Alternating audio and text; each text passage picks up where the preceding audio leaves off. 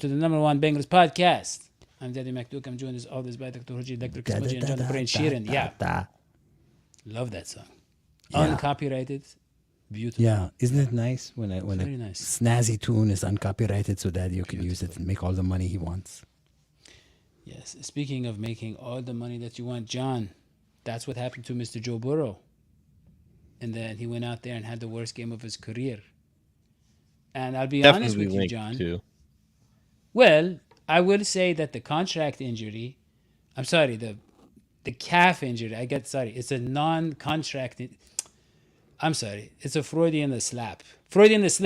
My point is, John. It's Freudian slap.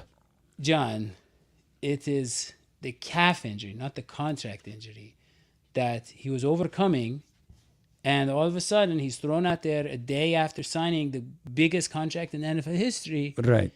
And let's be honest, John, maybe he was moving okay, but his concentration was off. He's never been more inaccurate. And I know he threw 0 interceptions. He's had a 4 interception game. He looked as inaccurate as I've ever seen. Yeah. It was rough. But I mean, clearly missing 5 weeks of practice time it negatively impacted the offense 100%. It's not the same catching passes with the timing and everything from Jake Browning and Trevor Siemian. It's a different thing with Burrow. Even if, he's not a rookie anymore and he's got experience with these guys, it was definitely bad. And I think compounding that with the Browns having really good cornerbacks to go man up against these receivers and obviously their edges and their defense line in general being a mismatch for most offensive lines. It was a perfect storm, and literally it was raining out there, and it affected both teams' passing games, and unfortunately impacted the Bengals a little bit more. Yeah.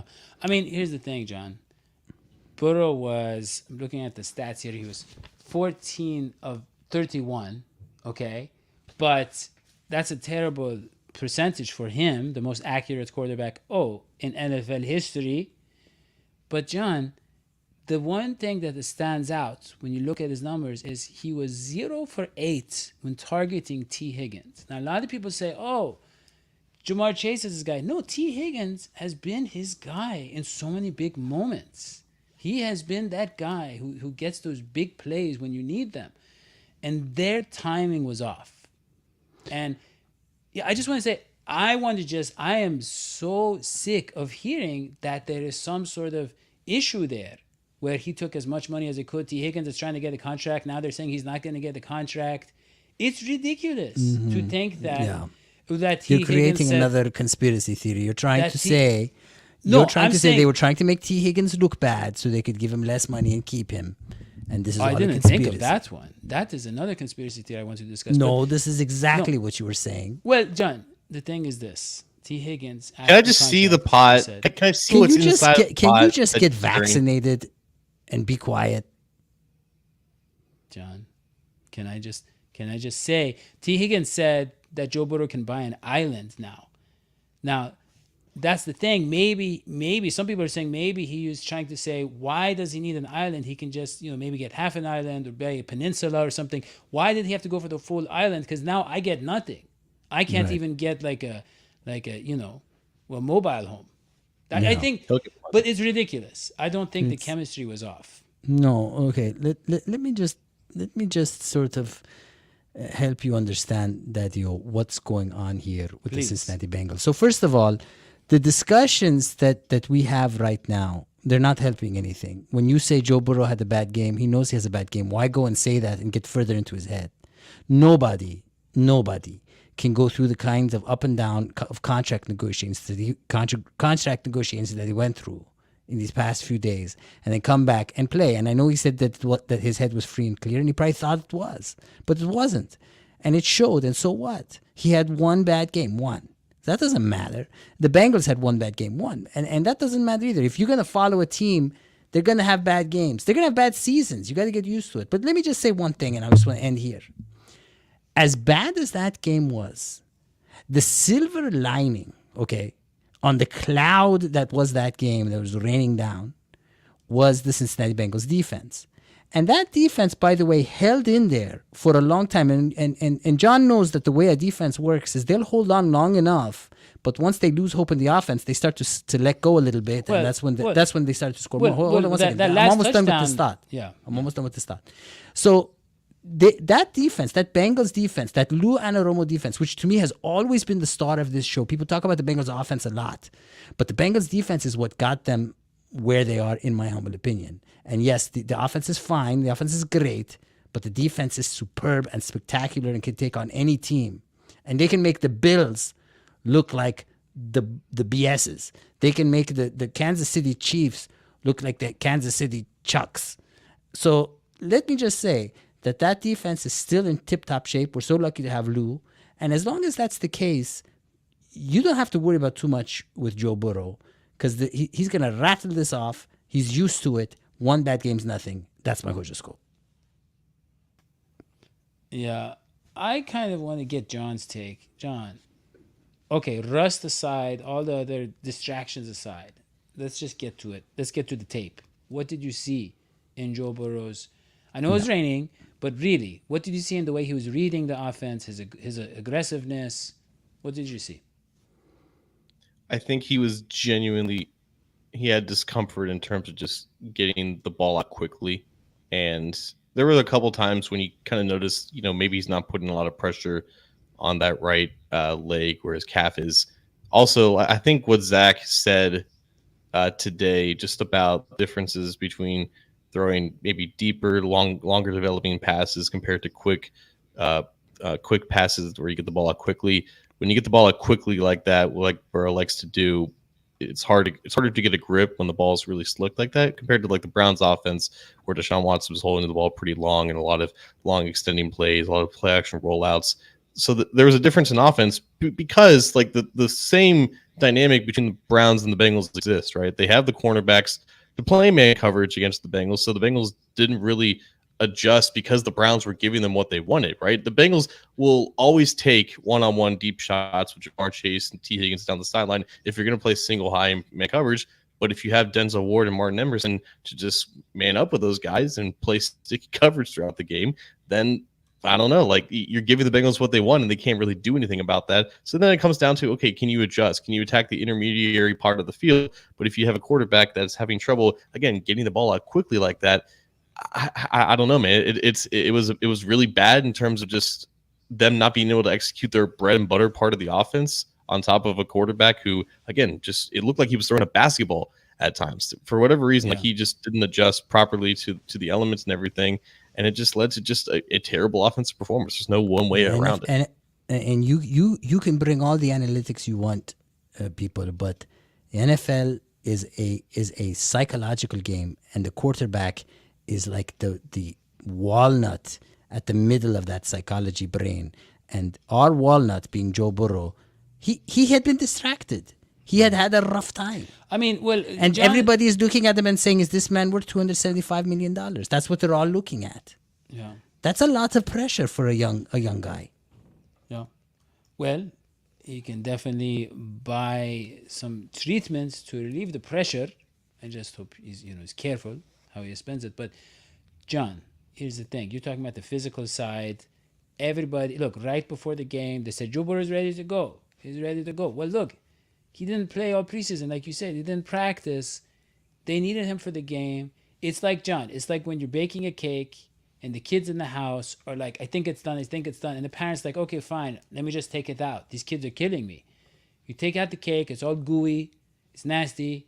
You still eat it. It's still delicious. Of course. It tastes delicious when it's like that.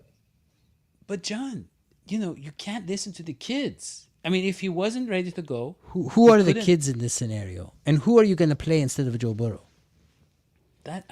Here's the thing. It's the Browns. It's in Cleveland. I mean, we know the history. We know the and we never win problems. Against them. Well, let's be honest, John. We knew it wasn't going to be an easy game. I mean... So what would Dadio McDuck, the CEO, the head coach, the game manager, what would you have done, Smarty Pants? If Joe Burrow was not ready to go, I think, John, what you're saying... No.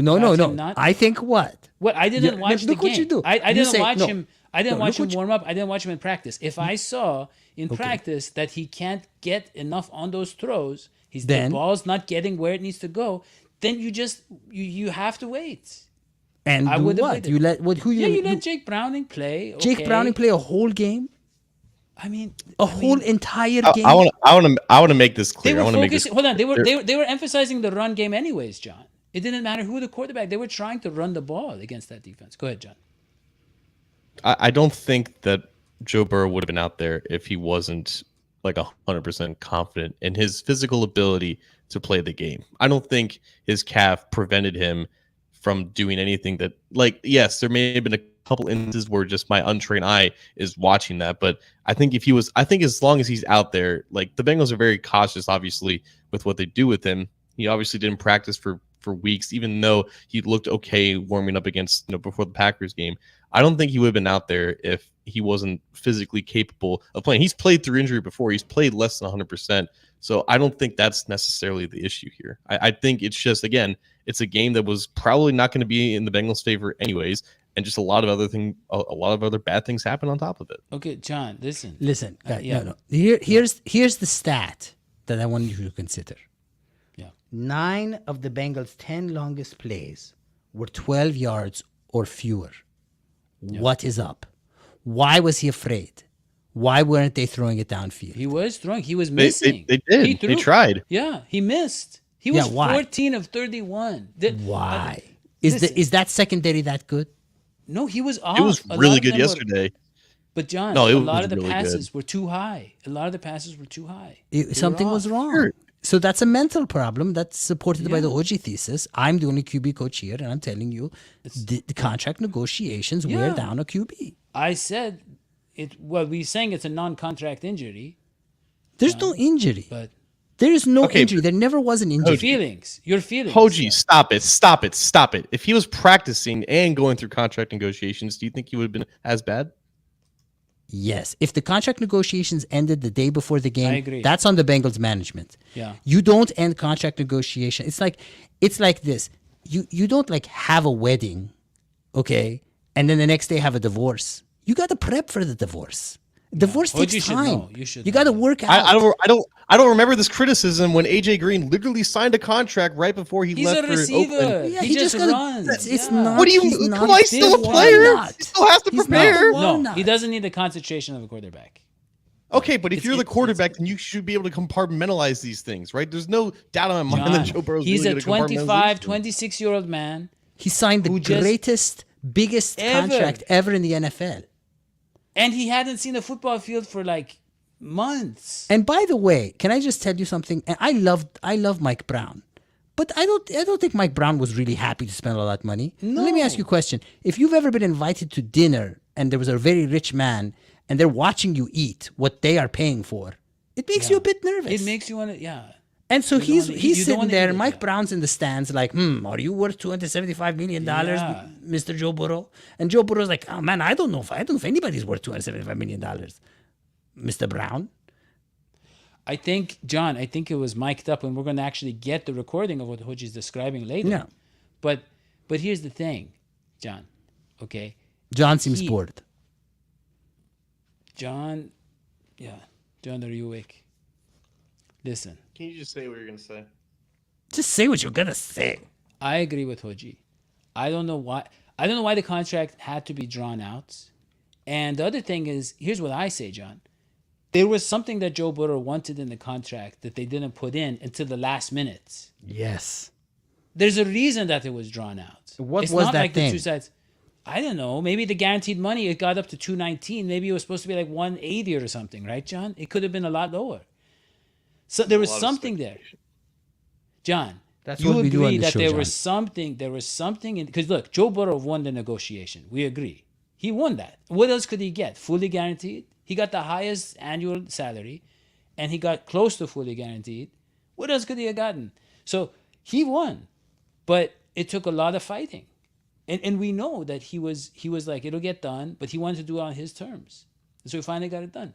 So I agree that it's not the best way to start your season. This is why an agent exists. The guy who's actually doing all this work. Burrow can have input, but he's not negotiating with Katie Blackburn 30 days in August. That's not happening. Yeah, but the agent's giving him updates. The agent's saying, this is where we hey, got. Hey, baby, ciao. I'm gonna pick you up. Yeah. Yeah. We're gonna go get some You guys are sushi. You know how it is. I get it. I get it, guys. It was the worst game that Joe Burrow's ever played. He just happened to be a couple days after he signed a contract. The two are not correlative at all. I'm telling you right now. The two are one. They're the same thing, John.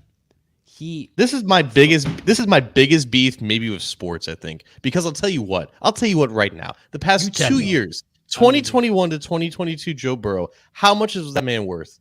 Like legitimately he was worth about what? $10 million?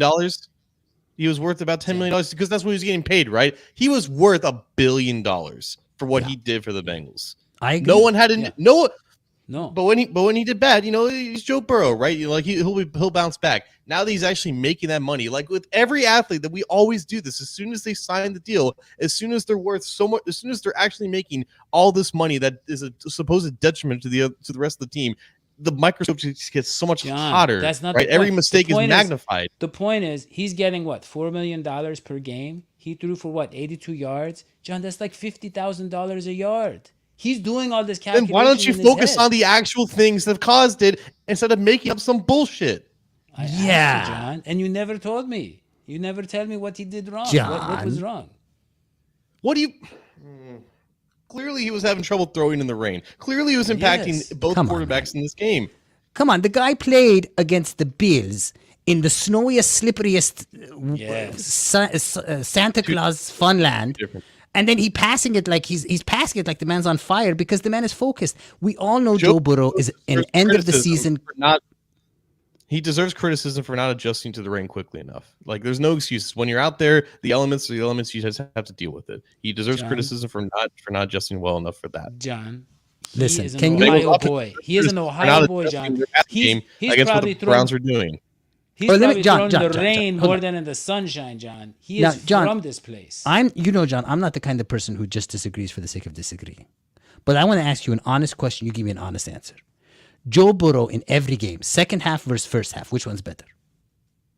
He's always better in the second half. He's always better in the second half. Why? Joe Burrow, first half of the season. Because he loves being because he strives when he's the underdog psychologically.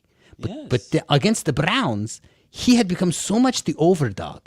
He had been paid it was on his head. Yeah. And he wasn't being able to be underdog Joe Burrow. He wasn't able to get into the grit. He wasn't able to get into himself, get into his role. Okay? It was the role of a lifetime, John. Yeah. And let's be honest, there's that whole history with the Browns. Right? Yeah. It's like, come on. It's like they're in his head. If a kindergartner, beats you at basketball or something. Yeah. That's he starts taunting you. And then he tells you guys also aren't giving the Browns enough credit. They have a legit defense now. They do. That needs to be said. John. And Deshaun Watson looked good, by the way. No, he did not. I called it. He looked good. It was his first game too. He's had a lot on his mind. He was healthy. He didn't have a calf injury. He didn't have a contract injury. He didn't have anything. Yeah, but he's had a lot on his mind. Everybody wants him to fail. Let's just preview. The Ravens game, John. Ravens game. They lost about 9 or 10 players in the last game that they won, but they are injured. John, who did they lose? I mean, I'll let you tell him since you haven't talked. Yeah. Tyler Linderbaum, center. Ronnie Stanley, left tackle. J.K. Dobbins, the running back. Yeah. Marcus Williams, the safety. I think all those guys are going to be out for this game. It's crazy, man. Like, the Ravens usually play in Cincinnati late in the season, and that's when, by that time injuries do pile up for every team, and they usually come into Cincinnati not healthy. They're coming in here in the middle of September, and they're already banged up. It is just wild how the Ravens are never fully healthy going into Cincinnati. Yeah. Well, I mean, here's the thing, John. I don't think it really matters with the Ravens. They had their backup quarterback in there against us in the playoffs, and I think they just have a different style of football when they play us. I don't think it's necessarily a talent thing. I think it's a mental thing. Sometimes we come in with the fire. Sometimes they come in with the fire. So yeah, but it was a talent thing 2 years ago when Joe Burrow dropped 500 yards on them. They didn't have anyone. Remember, in the second. Joe Burrow does fine with fire. It's water that's his weakness as a superhero. Good point. That was pretty good. Yeah. So, John, how do you see this game playing out? I want to say that the Bengals are mad and they want to take it out on the Ravens and a whole 9 yards with that. But I still think that the Ravens defense, despite not having Marlon Humphrey, another injury, he's out. No Marcus Williams. They still have a decent pass rush. They still know how to simulate pressure against Burrow. It's going to impact what the Bengals can do offensively. I think they'll play obviously better. I think you'll see a touchdown from the Bengals this game, and they're going to play motivated. I don't think they want to go down 0-2 2 consecutive years, especially 0-2 in the division. So I think all that is going to matter this week when they perform or when they practice. So I see the Bengals winning a low-scoring game.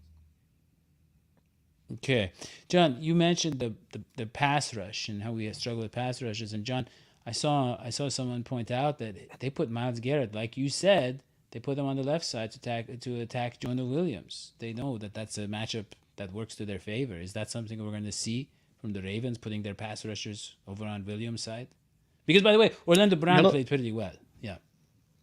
I think Orlando Brown, Jonah played about the same. They both gave up the same amount of pressures. I know Jonah was charged with the sack at the end because they tried to chip Myles Garrett, and then the chip block pushed Garrett back inside and to completely disrupt the spacing. That's why chipping guys in general off the edge is a 50-50 proposition at best. I thought both tackles played all right. I guess if you want to say who played better, probably Orlando Brown. I don't know if the Ravens have that guy on defense and at the defensive line that they could just move around, wherever and attack whatever gap. But they're all pretty decent, right? I don't know if there's like a specific one-on-one matchup here between the Ravens and the Bengals up front that's like to watch for, like it was Myles Garrett. But as a unit, they can generate pressure with the best of them for sure. So the real question, John, is how was Joe Mixon? Joe Mixon was fine. All the criticism, he had like over a third of our total yards. Well, of course, yeah. But isn't that the thing though? Like, because Joe, I think averaged like 4.5 yards per carry. It was good as long as I think went for about maybe 20. So he had one explosive play. He was the sole contributor of their explosive plays on offense. And I know there's like, oh well, if the Bengals can't pass the ball, then they should run the ball. They still ran the ball with a 23% success rate. Gaining 2 to 3 yards looks better on the stat sheet than gaining no yards with incompletion. But if you're not generating a lot of explosive runs, then it's really hard for a rushing offense to carry you. So yeah, he played fine, but it just goes to show, like, if you don't have a passing game, it's just really hard to win in the NFL. John, the thing is, when I see Joe Burrow struggle, one thing I always wonder is, why don't they just get him on the move? Why don't they get him to try to improvise, roll him out, let him just kind of find people in the flats, because there's some games where he's doing that so much, and there's some games where you don't see him doing. It's like there's some games where he looks like Aaron Rodgers, and there's some games where he looks like Tom Brady. It's like, I don't get it. Get him out there. Get him out where? Get him rolling to the left, rolling to the right. Well, he's a man. He's not the same. He's not the same Joe Burrow. He had the knee and the calf injury, both of them. I don't think so. He can run fine. So I want to address that because please, I think this is a common criticism of the offense, and Hodgie was on the right track here. It does prevent Burrow from being who he is, because when you're taking away half the field, then you're eliminating essentially the thought process of a quarterback, right? You're limiting him to two reads essentially, because again, if you're rolling to one side, you don't want to throw to the other side.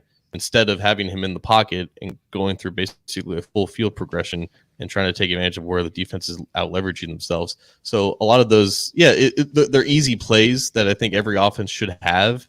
But I laugh at the idea of like, no, when he's 14 or 31 and he can't complete anything downfield, well, let him get in the role. Let him get his rhythm by making some easy plays. But these are very extreme circumstances, and I feel like this is a common thing when it's just the offense is just going through a lull. Yeah, I don't know, John, and I don't know. Yeah, I mean, we know why Joe Burrow doesn't go under center. He doesn't like turning his back to the defense. Yeah. Next Gen Stats said that the Bengals, I don't know total for the week, but through the late afternoon games, 30% win rates, pass blocking was the worst in the league. And I mean, I know that Cleveland's a great whatever, but I mean, we're still not seeing the kind of protection that we want. So I mean, Joe Burrow is still going to have to put on this cape. He can. So Dadio, give me your prediction. Yeah. Oh, go ahead. Yeah, one thing that you failed to do is ask me my prediction. And yes. I don't deal with stats. I deal with hearts, and I deal with minds. And I've worked with quarterbacks many, many times. And I will tell you this, and I will tell you that Joe Burrow is going to be right back. And I'll tell you how he's going to be back. Hold on. You see, Joe Burrow needs a pressure. It's hard to explain if you've never been this kind of person. But to think clearly, Joe Burrow needs people to tell him he can't do stuff. And then he needs to be an underdog, and he needs to be under pressure. And now he is. Now, all of the energy of all the things that people have been saying, the negativity, it's going to come out, and it's going to explode all over the faces of these Ravens. And what you're going to see, I think, is an amazing performance by Joe Burrow in the coming week, this coming week. And I think what you're going to see is the Bengals' full potential, which they've been preparing for, which we really didn't see. They looked pretty ugly, not just in game one, but actually throughout the preseason. The Bengals looked pretty darn bad in practice. And people, if you were really honest and you looked at that offensive line and you looked at everything you saw in practice, something was off with that team. But this is a team, much like its leader, Burrow, and much like its coach, Zac, that thrives under pressure, that thrives in the second half. It's not a preparation age kind of team. It doesn't prepare in advance. What it does is prepare after the fact. Okay. And after the fact is this coming week against the Ravens. So watch out, Ravens. I predict a blowout. I think it's going to be 31-7 or something like that. And I think the Bengals are going to be like stomping on the Ravens. That's my horoscope. Oh, well, I would say this. The problems that we saw from the Bengals were not one or two. The offense, that was the worst we've ever seen it. And it was a rhythm thing. It was a Joe Burrow concentration thing. But the whole offense, the rhythm was off. And we saw some good offensive line play. But the offensive line last year, John, it took them until the middle of the season to play like a unit. And now we have the biggest, the best player on the offensive line is new. So I don't see it being so easy for the Bengals to turn this around so quickly. And I think mentally, with people expected them to start 10-0. They were Super Bowl contenders. A lot of people finally predict them to win the Super Bowl. I think again that's a lot of pressure, and I could see them, guys. I could see them coming apart at the seams, unfortunately, against the Ravens. And so that is why my prediction is 33-17 Cincinnati. Cincinnati? Well, how is that coming apart from the seams if they are winning by over 20, by over 15 to 20 points, whatever? What do you mean? No, so the seams, John, tell him, the seam route, you have the receivers. I think they're going to attack the seams with Tyler Boyd, with their wily receivers. That's how they're going to get the offense going. They're going to start in the middle of the field, and they're going to come apart at the seams. They're going to attack. They're going to get those yards. He's going to get in that rhythm, and then he's going to torch them, basically. John looks like he wants to kill you right now. That's been most of No, the I'm watching show. this game. Zach Wilson's getting killed behind an offensive line, though. How's that? Is Aaron Rodgers out for the season or what? I was really looking forward to watching him on the Jets. You guys and just your over exaggeration to everything. It's crazy. Yeah. So, okay. Don't forget to subscribe. Don't forget to read John's articles on AtoZ Sports.com/Cincinnati. And even though Dadio didn't plug it, you can read my articles on yogamoms.com. They're not about football. They're about yoga and moms. Yes. Yeah. I'm not a yoga mom, but I know a lot of yoga moms. He knows a lot of divorce. And also, if you could, please in the comments, could you help us diagnose what went wrong in game one? What is your theory? Because you matter. Yeah. Yes. Okay. Well, with that, we'll see you next time. So long. Bye. Yogamom.com. Bye.